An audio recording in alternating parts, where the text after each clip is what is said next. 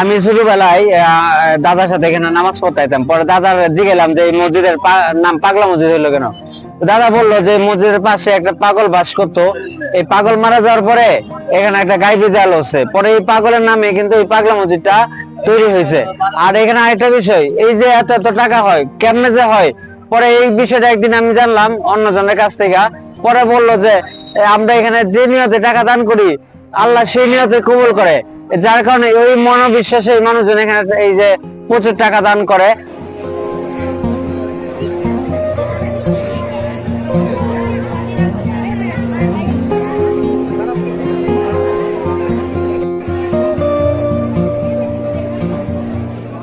মানুষজন যে কি পরিমাণ টাকা দান করে এখানে যে বলার বাইরে। টাকার পাশাপাশি বৈদেশিক মুদ্রা, স্বর্ণ অলংকার, রূপা সবকিছু কিন্তু এখানে পাওয়া যায়। আমরা অনেক আনন্দিত যে আমরা এলাকার এত সুন্দর একটা মসজিদ সারা বিশ্বে নাম করা।